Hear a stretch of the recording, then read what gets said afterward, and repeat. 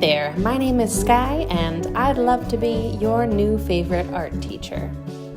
In this week's tutorial, I'll be taking you step by step through this serene pool day scene, just in time for summer pool season. Thanks for being here. Let's jump in. Hello there, artists. Thanks for joining me. I'm going to show everyone the materials that we'll use for today's painting.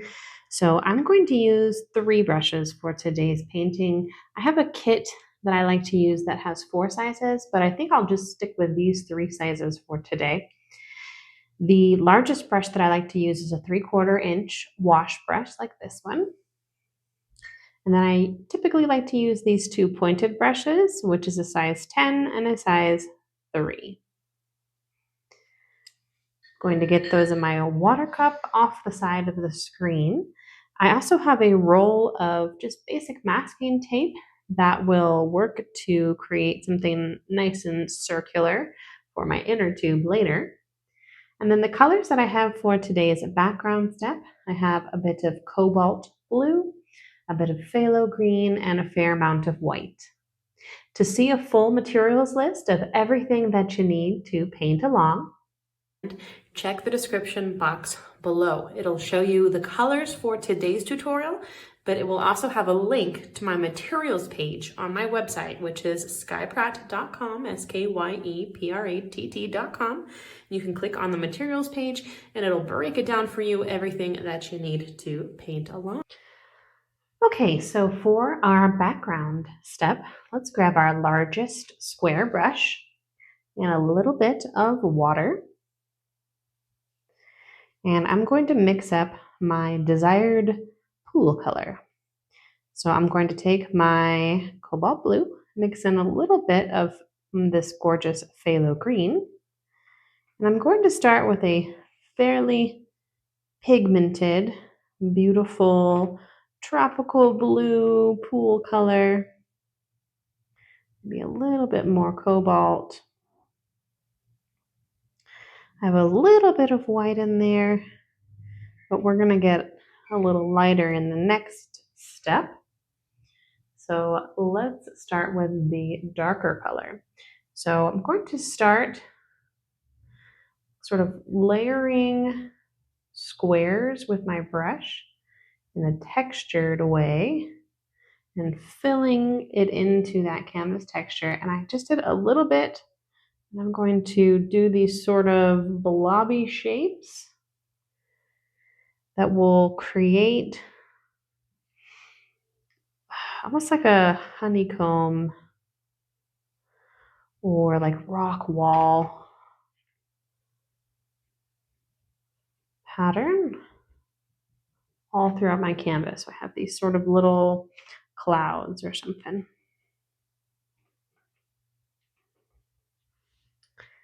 Maybe some are a little longer. We're just laying these first colors down.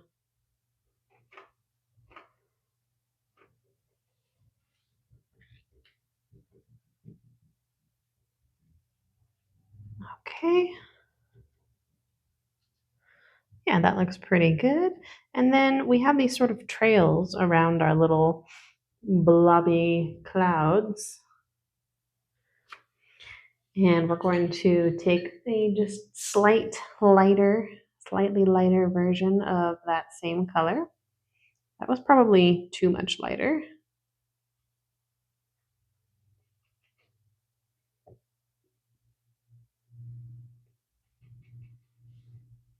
Just a shade lighter.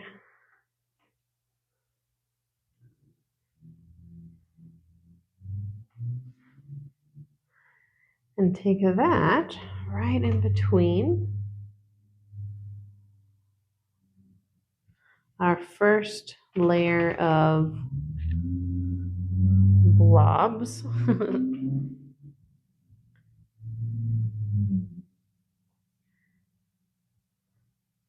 Okay, so it should be light enough to see a difference, but not too light to where it looks really stripy. It's really close together in value.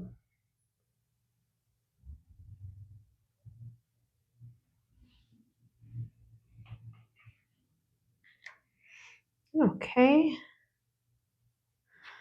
Blending a little bit into the darker areas, but mostly just kind of following those little trails that you made for yourself.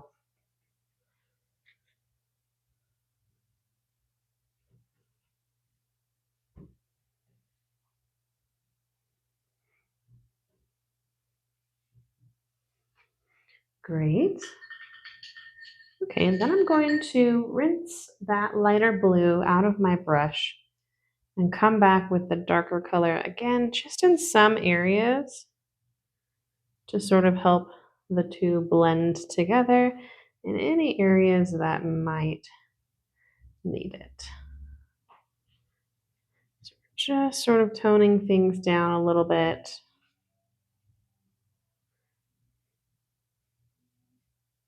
If it's looking a little too streaky, want it to be pretty subtle of a color difference, but that looks pretty good. Pretty simple first step.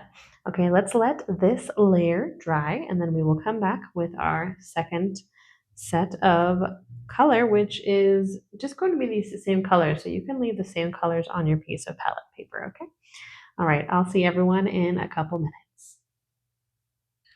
Okay, welcome back, artists. We have a dry first layer and the same colors on the palette paper. I'm going to take my smallest brush, which is that size 3 brush, and I'm going to take a little bit of this gorgeous blue-green pool color, and I'm going to mix quite a bit of white in till I get this beautiful sort of light seafoam color. And then I'm going to remember those little trails around my initial little blobs, technical terms. And I'm going to gracefully, just with the tip of my brush,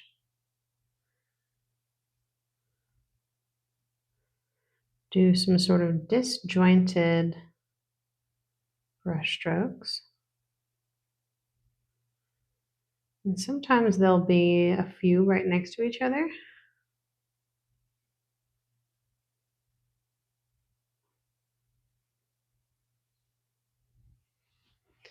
And a little bit of water always blended into your paint helps to keep the brush strokes nice and fluid.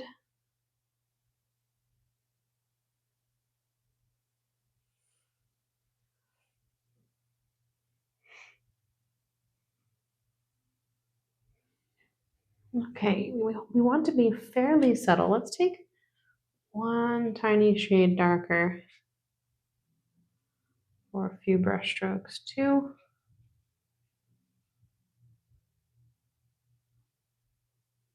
Pretty like aqua color. Like that.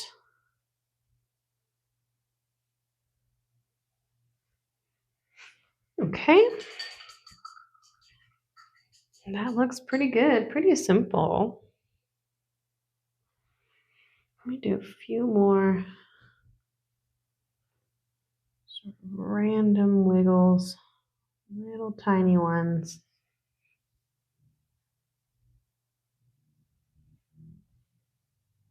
This is going to be where my ring is.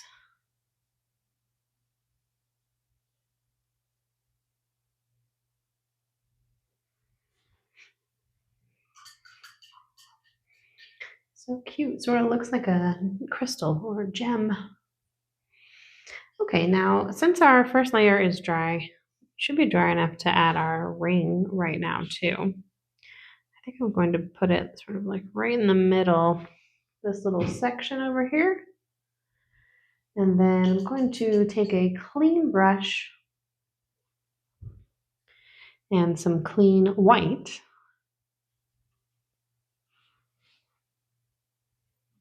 And I'm very conveniently going to trace the inside of my tape roll.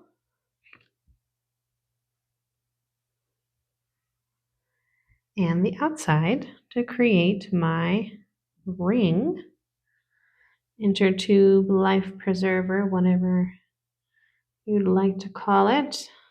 Inner tube, typically we call it here in this part of the country.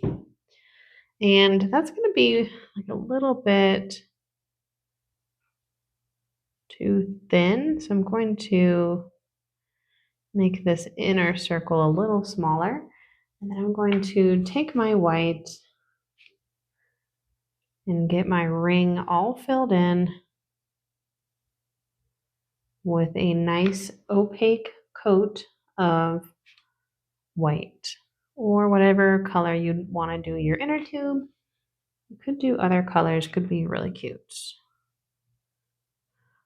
I thought long and hard about doing a donut one, but I decided to go with the classic red and white sort of life preserver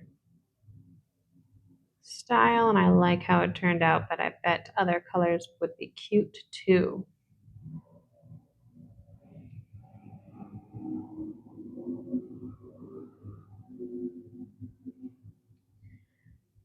And just working with it a little bit at a time to make it all the same width.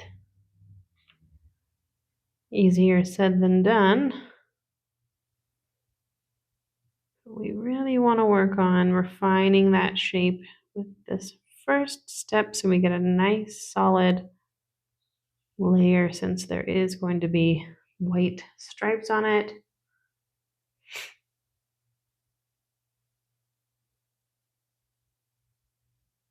And the red will go nicely over a nice opaque layer of white too.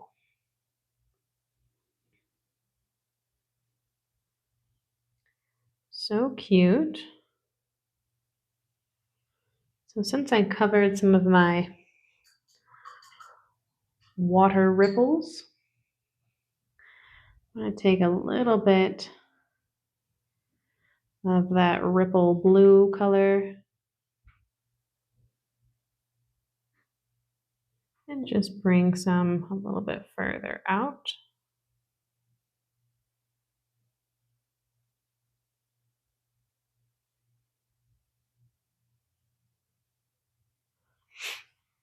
Okay, really light-handed with that, less is more. We're going to add some very light highlights, and we're going to, of course, add red to our ring and do some final details here. But let's be patient and let this mid layer dry as well, and then we'll come back and finish everything off, okay? I'll see everyone in another couple minutes. Okay, welcome back, artists. We have now a dry mid-layer, dry little white ring that we can use to create really nice, clean colors for our final touches. I'm going to go right in with my small brush and this bright red right on this dry white. And I'm going to start on the inside. I'm going to do a little dash on either side. Try to make them about the same width. And then I'll do the other direction, like the 4 cardinal directions, sort of.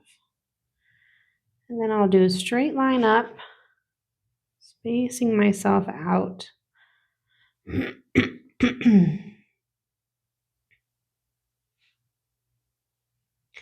And then from there, I'm going to start moving diagonally.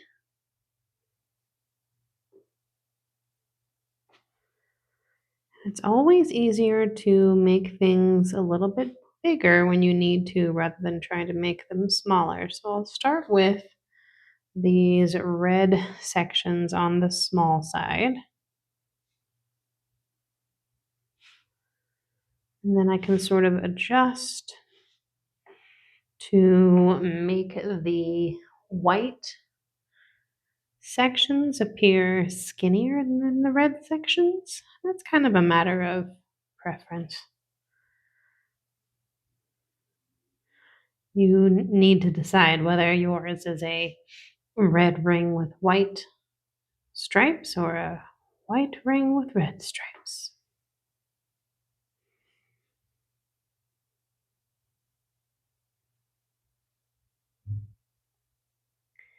And we're just carefully filling that in. Very satisfying to break up that solid white and pretty instantly recognizable as the sort of classic life ring style.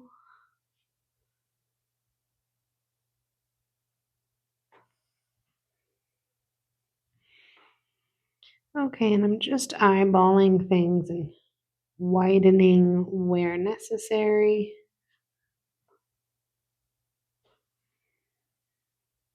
Looks pretty good.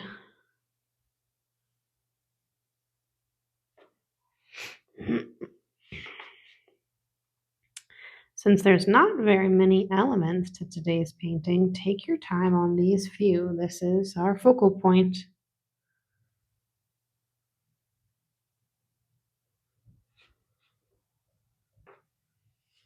Looking so cute. Great. Okay, let's do something fun now. We're going to take that same brush and a darker blue.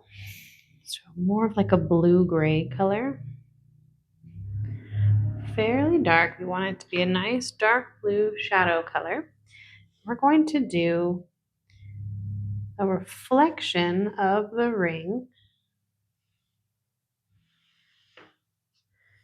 in the pool below. And what I did is I just kind of did my best to do a circle that was connected like two rings, like Olympic rings. And I'm going to again start skinny.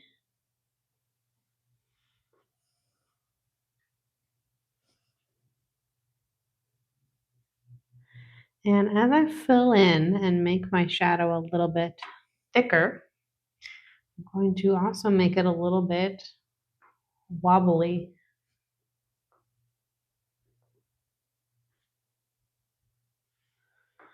On the inside and the outside.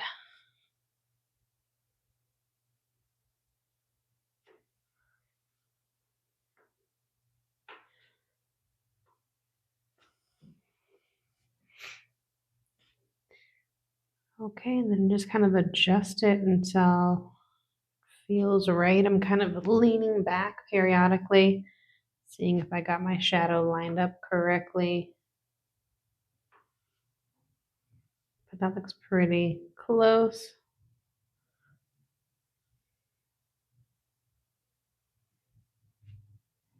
A little bit thicker. That looks pretty cute. I like that shadow step.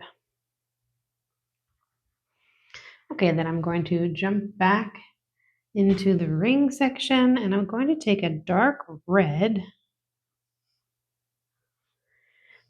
I'm going to shadow the edges of the ring where they are red.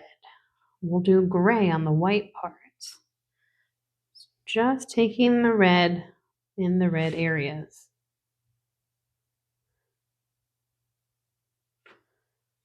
So we gave our little ring a sense of place by adding the shadow on the pool floor.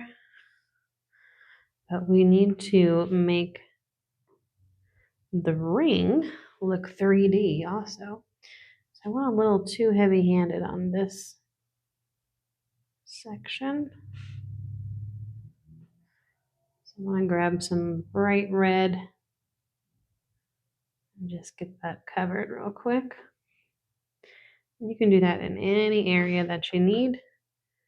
A little help blending is you kind of just grab the in-between color. Subtle step, but you can see that it already added a bit of depth. Okay, and then we'll do the same with gray on the white sections. And you'll have a fairly dark gray here. You want it to be equal tonally in value to the dark red. So like if someone was colorblind and looking at it, they wouldn't be able to tell what the difference was between the dark red and the gray because they have the same value, even though they're different hues.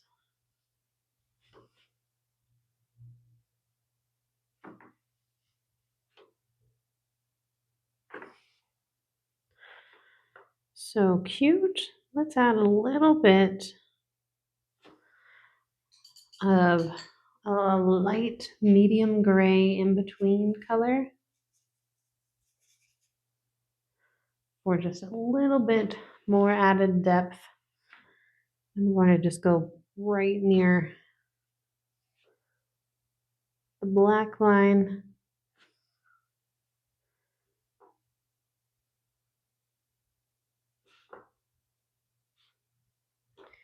And after I've done a few swipes of the gray right along that black edge, I might even take a few a little bit further out just to add a little bit of interest to the gray. Okay, now let's let that dry for a moment. Actually, I see something I want to correct really quick. There we go. I might bring that in a tiny bit with blue. You can always kind of do those little final touches when you need to.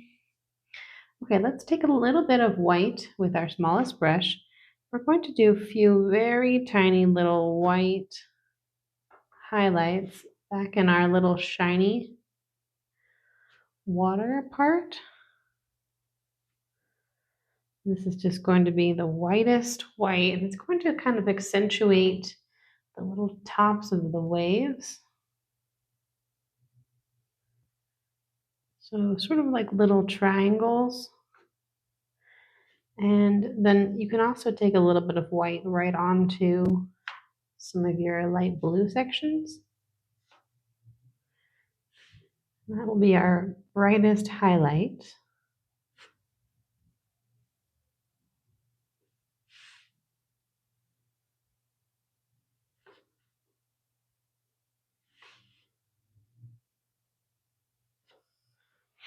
Okay, so cute. And then our very final highlight will also be with white. We're going to pull that right through the center of your red, and the red's probably going to be wet still. So I don't want to pull that red into my white. So I could take a minute to let this layer dry too, but I'm going to be impatient and just work from the outside in. And be careful not to pull the pink into the white.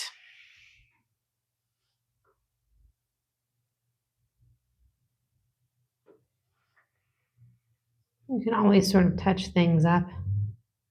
If you do end up pulling a bit of pink through, it's not the end of the world.